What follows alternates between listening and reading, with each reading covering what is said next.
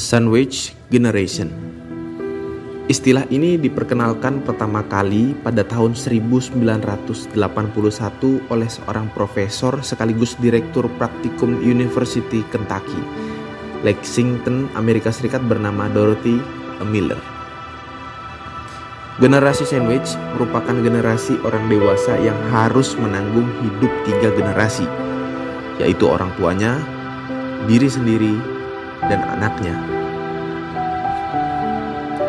Kondisi ini dianalogikan seperti sandwich, di mana sepotong daging terhimpit oleh 2 buah roti. Roti tersebut diibaratkan sebagai orang tua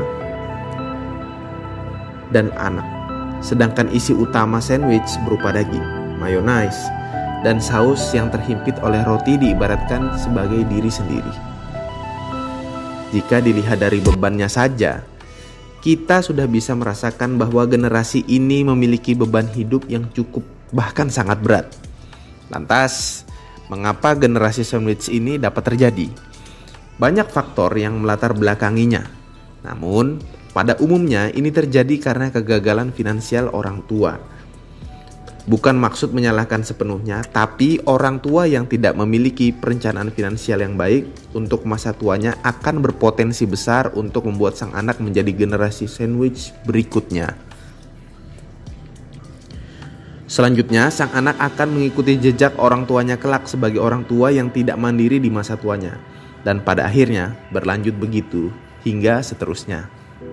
Dikutip dari berbagai sumber, generasi sandwich terjadi pada seorang baik pria maupun wanita yang memiliki rentan umur dari 30 hingga 40 tahun.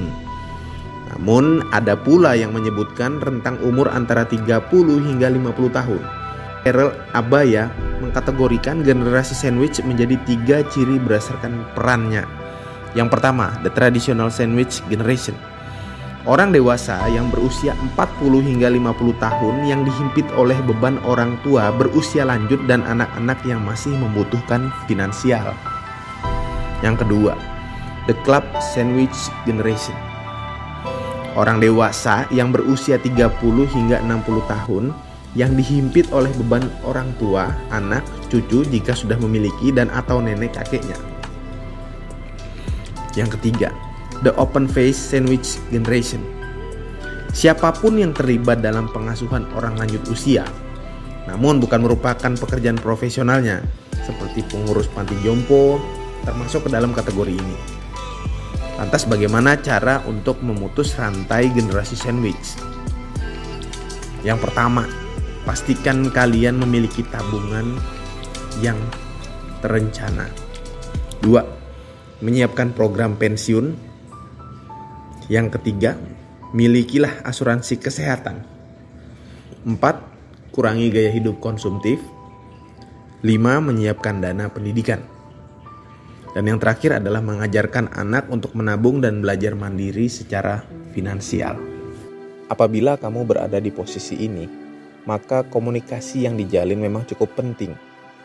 Apalagi terkait komunikasi finansial yang berguna untuk meminimalisir persoalan pada keuanganmu.